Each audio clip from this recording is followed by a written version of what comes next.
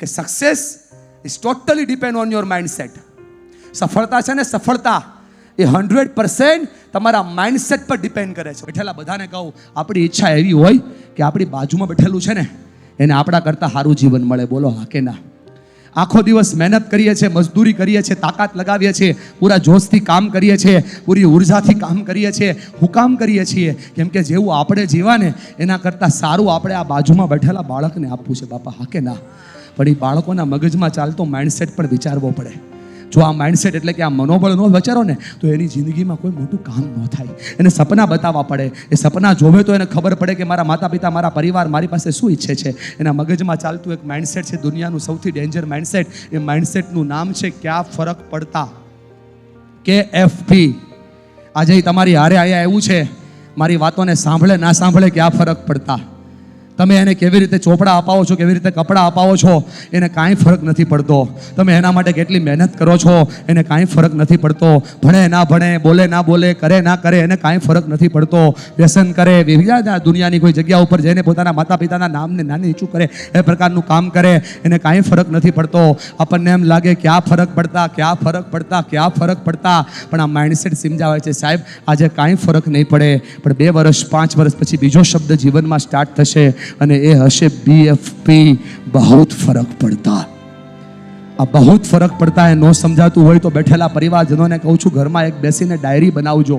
આખો પરિવાર સાથે બેસજો અને લિસ્ટ બનાવજો કે આપણા ઘરમાં આપણે એવું શું શું કરીએ છીએ.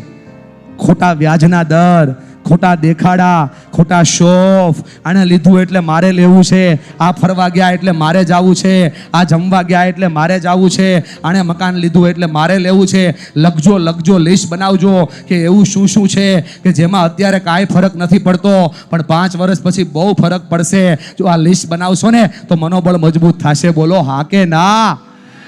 અને આ મજબૂત મનોબળ ન બને ને તો બાળકના માથા ઉપર હાથ મૂકી દઈને કહેજો કે બેટા વિચાર, ત્યાંથી ભવિષ્ય બનાવવું છે ને બેટા વિચાર. 2 વ્યક્તિ એવા છે કે સવારથી લઈને સાંજ સુધી તારા માટે ટિફિન લઈને નીકળી જાય છે. તારા જેટલા વર્ષ થયા ને એટલા વર્ષથી રોજ બપોરે ઠંડુ જમે છે. તારા વ્યસનથી, તારા ગેમ રમવાથી, તારા ખોટા સંગથી તને ફરક પડે કે ના પડે? એને બહુ ફરક પડે છે. કેમ કે એ પોતાની આવકનો 3જો ભાગ છે તારા માટે ખર્ચે છે. તો ખોટું બોલે છે, માતા પિતાને ચીટ કરે છે, સામું બોલે છે. તારા અને ચોપડા વચ્ચે જ્યારે મોબાઈલ આવે છે અને સ્નેપચેટની અંદર હિડન રાખીને જ્યારે વાતો કરે છે, તને ફરક પડે કે ના પડે? એને બહુ ફરક પડે છે. સમજો, બાપનું માઇન્ડસેટ ક્યારે નબળું થાય? 50,000 ની આવકમાંથી 40,000 ફીમાં ભરતો હોય અને એને ખબર પડે કે મારો દીકરો કે મારી દીકરી ભણવાના બદલે બીજું કામ કરે છે, સાહેબ એ બાપ ભાંગીને ભૂકો થઈ જાય. તમને ફરક પડે કે ના પડે? એમને ફરક પડે છે. ભાઈબંધ, આપણી પાસે સેન્ડલ, બૂટ, ચપ્પલ બધું છે, ચેક કર. અને બાજુમાં બેઠેલા પપ્પાનો ખાલી કોલર આમ સે ત્રાસો કરીને આમ જો ટી-શર્ટ ચેક કર. દેખાણું ને? એ ઘસાઈ ગયેલું એટલા માટે છે કે આપણે ખાલી માગી લઈએ છીએ દીકરા કે પપ્પા આ જોઈએ છીએ. ક્યારેક એમ પણ ખંભા પર હાથ મૂકીને પૂછજો કે બાપા હું તો ખાલી માગી લઉં છું, તમે લાવો છો ક્યાંથી યાર? તમને ફરક પડે કે ના પડે? એમને ફરક પડે છે. આ સમજાઈ જાય તો મનોબળ મજબૂત થાય. સાહેબજી, આ સમજાતું નથી એટલે પ્રશ્નો થઈ રહ્યા છે. મારી વાતમાં સચ્ચાઈ ન હોય ને દોસ્ત, જોઈ લો આ બેઠેલા બાપોની આંખોમાં ઊંડાઈ ના હોય. જ્યારે તમે તમારી જાત પર ક્વેશ્ચન કરો છો ને ત્યારે દુનિયાના સૌથી મોટા પ્રશ્નો ત્યાં નડે છે. બાપા, તસ્મા પાછળ જે પડે છે ને ઇજ્જત કરીને કહું છું. અને છઠ્ઠો જી બહુ મહત્વનો છે ગાય, ગૌ. મેં એક સર્વે કર્યો છે ને તમે પણ ટચ કરજો હોય સર્વેને.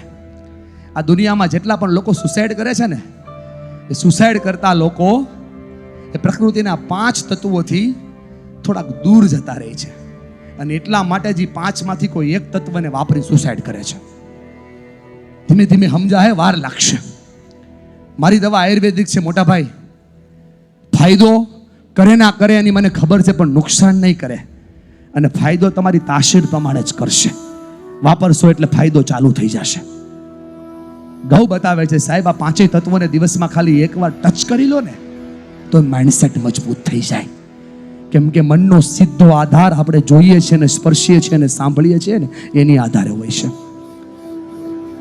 ભારતમાં દર 3જી મિનિટે એક વ્યક્તિ સુસાઇડ કરે છે સાહેબ. શું કામ કરે છે ખબર?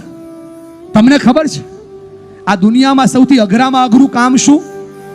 આ દુનિયામાં સૌથી અઘરામાં અઘરું કામ છે મરવું. એ માણસના બધા જ રસ્તા બંધ થઈ જાય ને પછી સૌથી ડેન્જરમાં ડેન્જર રસ્તો લેતો હોય છે. વિચાર તો કરો.